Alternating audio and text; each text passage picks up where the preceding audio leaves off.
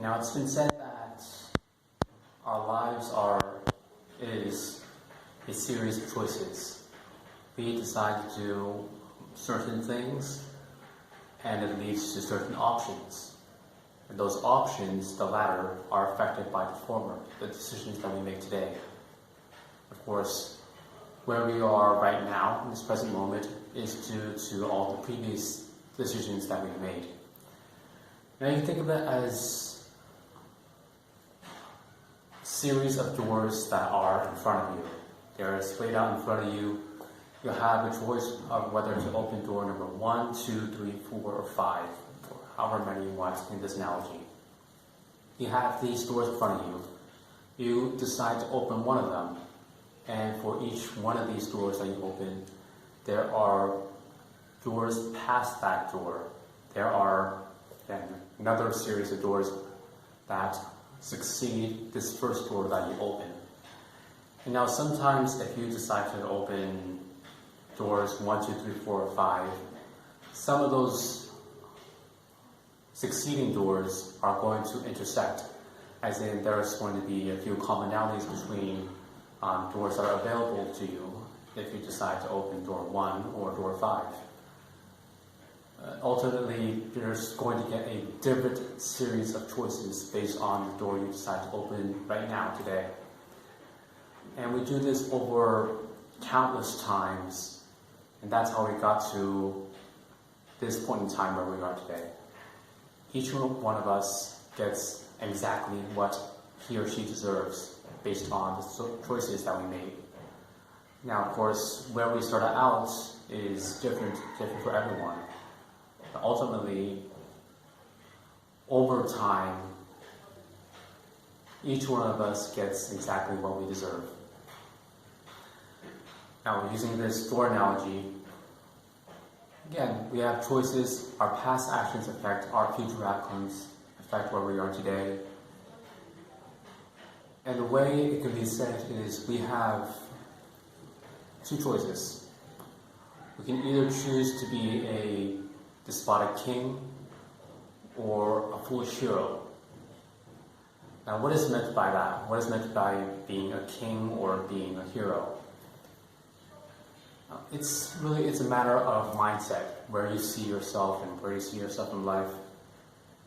Especially when you're at the beginning, where you're not very far along in your own journey, as our life is a journey, hence Kingston's journey. We all have our choices. Now let's look at the former, this despotic king. What is meant by that, being a despotic king? Well, it's this individual that at the onset of their own journey, their own path, their own adventure, they think very highly of themselves. They think that they are the king of Turd Mountain. I'm sure we all know the more adult version of that, but they think of themselves as kings, even though they don't have much. They don't have much going on for them, yet they still think very highly of themselves. And at the end of this person's journey, but oftentimes, what exactly does this individual has? This individual that, even when they start out with not much, they still think they're better than everyone else. They're arrogant. That's the word. They're arrogant. They think they're great. They are better than the people that are around them in their environment. Where does this person end up? Where do they tend to end up? Well, quite oftentimes they don't end up with much. They don't have much going on for them now. Even though they think highly of themselves, they want to project this image of greatness, even though what's behind it is just an illusion. At the end of their own journey, quite oftentimes, what they end up having is a whole lot of ego. Besides that ego, they don't have much else. That's all they have.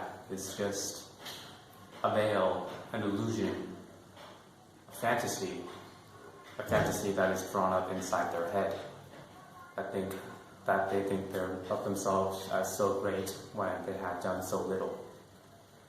So that's that person. But how about How about this individual that is the foolish hero, the fool in the land of strangers?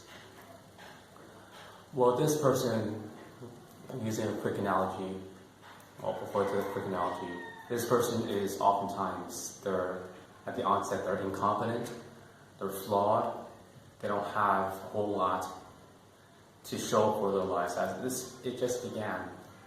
And in terms of the analogy, you could think of this person as, such as the protagonist of a good story would be Pokemon, the anime.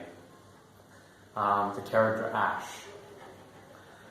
He's the main protagonist in this TV series, I guess you could call it, of Pokemon. And the very first episode of the very beginning of his journey, 10-year-old Ash, he was supposed to be somewhere to start off on his journey. He woke up late, he overslept, and this put him at a disadvantage, a supposed disadvantage, because he missed out on the opportunity. I won't get too much into the story, as it's just the concept that we're trying to discuss here, right? This concept of this protagonist that starts out very flawed and imbecile, but they still go on and put themselves out there. They try to do their best in whatever it is that they're doing. They screw up a whole lot of times. They make a fool out of themselves. They don't do so well at the onset. But gradually, over time, that failure may have begetted more failure, but that failure they had also begetted experience, wisdom, humbleness. And these intangible skills, this person that was willing to be the fool, the foolish hero, look how far they're able to get, how far they're able to accomplish, how much they're able to accomplish, just because they're willing to put themselves out there and reach for what seems unattainable, but with enough effort becomes more and more of a reality. And that striving, that reaching for the unattainable, at the end of the day, that's what matters.